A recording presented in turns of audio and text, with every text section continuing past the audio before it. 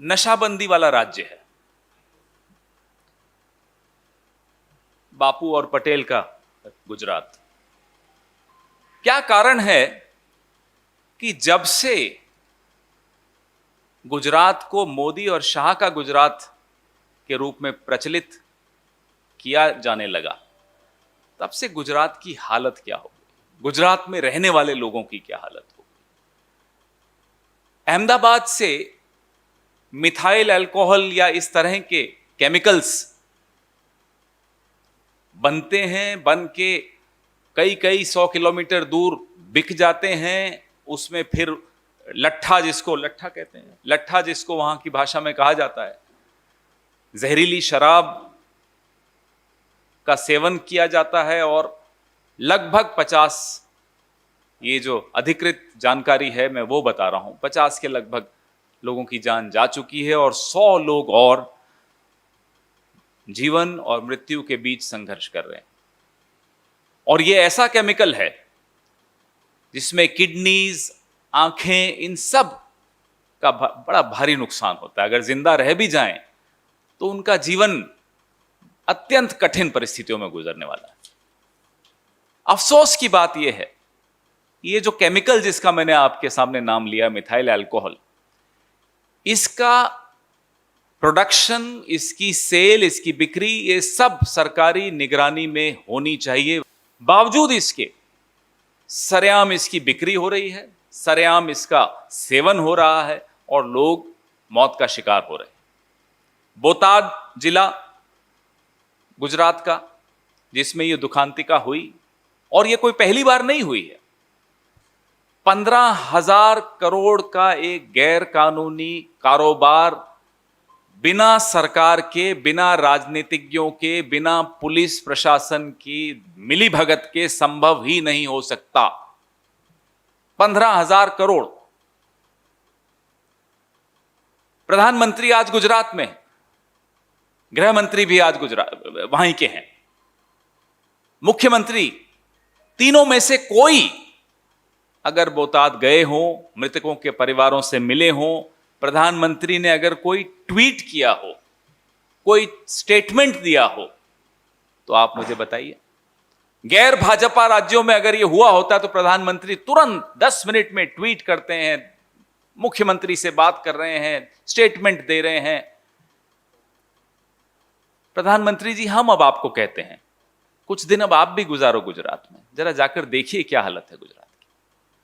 आपने मुख्यमंत्री बदला, तमाम मंत्री बदल दिए, जो जिस ढर्रे पर आप गुजरात को छोड़कर गए थे उसी ढर्रे पर आज भी गुजरात चल रहा है। लोग मर रहे हैं, नकली और जहरीली शराब का सेवन कर रहे हैं। सरकार आंखें मूंद कर, जानबूझकर आंखें मूंद कर बैठी हुई है। और यह हमारा आरोप है कि सरकार के ऊंचे स्तर पर अगर मिलीभगत नहीं हो तो यह संभव हो ही नहीं सकता। 600 लीटर मिथाइल अल्कोहल निकलकर अहमदाबाद से चला जाए बोटाद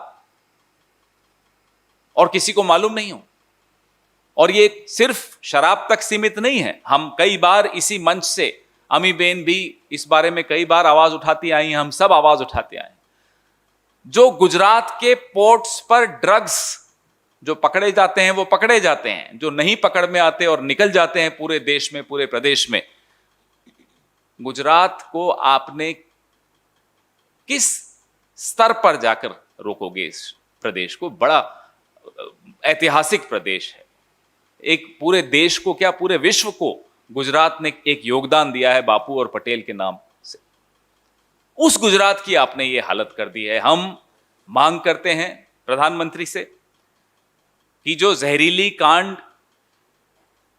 की हाईकोर्ट के सिटिंग जज से जांच होनी चाहिए। मैं दोहराता हूं, सिटिंग जज गुजरात हाईकोर्ट के द्वारा इसकी जांच करवाई जानी चाहिए, क्योंकि जिस पुलिस पर आरोप लग रहा है मिलीभगत का, अगर वही जांच करेगी तो वही होगा जो पहले होता आया है। 2009 में भी एक ऐसी ही दुखांतिका हुई थी, 150 जाने गई थी, कुछ लोग सस्पेंड भी हुए, वो फिर से बहाल कर दिए गए।